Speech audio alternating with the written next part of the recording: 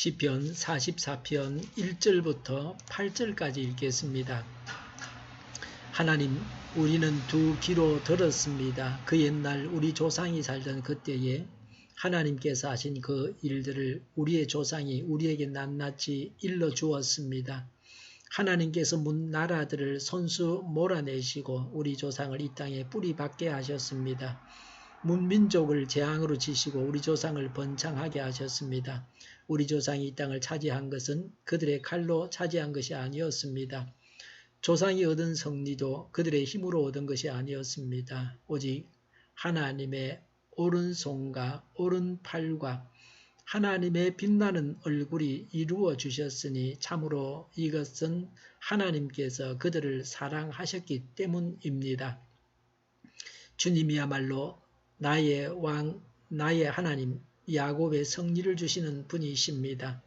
주님의 능력으로 우리는 우리의 적을 쳐 부수었으며 우리를 공격하여 오는 자들을 주님의 이름으로 짓밟았습니다.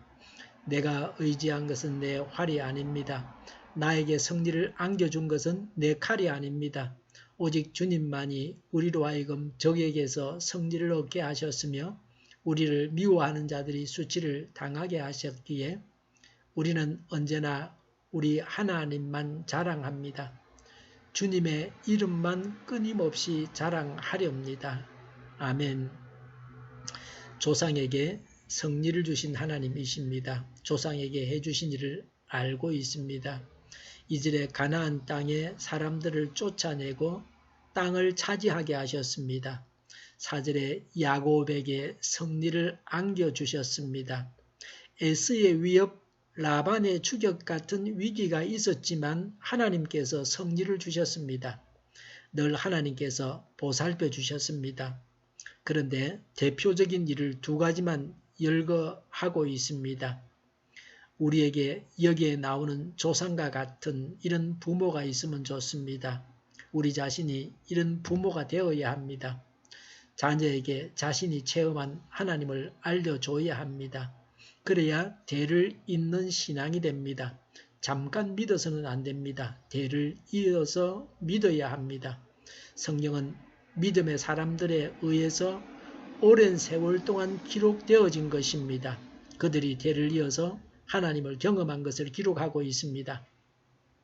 신앙 경험을 통해서 하나님을 알아야 합니다. 단순한 지식이 아니라 지금까지 역사하신 하나님을 알아야 합니다. 기도에 응답하신 하나님이십니다. 말씀해 주시고 말씀을 지키게 하셔서 성결한 삶을 살게 하신 하나님이십니다. 승리의 근원은 하나님이십니다. 6절에 활이나 칼로 승리한 것이 아닙니다. 무기 때문에 이긴 것이 아닙니다. 일반적으로는 최신 무기를 가지고 있는 나라가 전쟁에 이깁니다. 그러나 오늘날도 꼭 그런 것만은 아닙니다. 베트남은 미국과 전쟁에서 이겼습니다. 최신 무기를 가지고 있는 미국과 겨루어서 이겼습니다. 베트남 사람들은 타이어를 가지고 슬리퍼를 만들어서 신었습니다. 백인들은 다니기 힘들게 좁게 땅굴을 파서 수만 명이 숨어 있다가 갑자기 나와서 공격했습니다. 5절의 조상의 힘으로 가나안 땅을 차지하지 않았습니다. 나로 인해서나 사람으로 인해서 승리한 것이 아닙니다. 그러면 이스라엘 백성들은 실제로 전투하지 않았습니까? 여리고성 전투에서는 성 주위를 돌다가 성이 무너져 내려서 우왕좌왕하는 적들을 쉽게 무찔렀습니다. 거의 모든 전투에서 실제로 나가서 싸웠습니다. 그럼에도 불구하고 그들로 인해서 승리한 것이 아닙니다. 하나님께서 승리하게 하셨습니다. 2절에 하나님께서 문 나라들을 손수 몰아내시고 3절에 조상이 얻은 승리도 그들의 힘으로 얻은 것이 아니었습니다. 라고 했습니다. 하나님께서 승리하게 하셨습니다. 4절에 하나님은 승리를 주시는 분이십니다. 5절에 주님의 능력으로 적을 쳐부수고 짓밟았습니다. 7절에 주님만이 우리로 하여금 적에게서 승리를 얻게 하셨습니다. 여리고성은 크고 강했지만 하나님께서 무너져 내리게 하셔서 그냥 점령했습니다.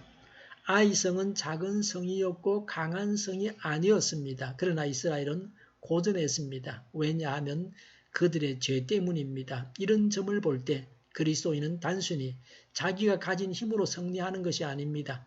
하나님께서 승리하게 하십니다. 승리의 근원은 하나님이십니다. 이것을 늘 알고 있어야 합니다. 그래서 범사에 하나님을 믿고 하나님과 바른 관계를 맺어야 합니다. 하나님께서 승리를 주시기로 작정하셔야 합니다. 이 점이 중요합니다. 그래서 우리가 해야 할 바가 무엇입니까? 8절에 하나님만 자랑해야 합니다. 자기 자랑하는 것은 역겨운 일입니다. 남 앞에서 자기 자랑하지 말아야 합니다. 마음속으로라도 내 자랑을 하지 말아야 합니다. 하나님은 우리의 마음속까지도 다 보고 계십니다. 하나님만 자랑해서 전도해야 합니다. 우리를 전하고 복음을 전해야 합니다. 예수님을 전하고 복음을 전해야 합니다. 불신자들이 예수님을 믿고 구원받게 해야 합니다. 8절에 하나님만 끊임없이 찬양해야 합니다. 과거의 구원의 주심에 대해서 감사하고 미래의 구원에 대한 확신으로 찬양해야 합니다. 사람을 찬양하는 것은 우상 숭배입니다. 끔찍한 일입니다. 찬양은 하나님만 받으셔야 합니다.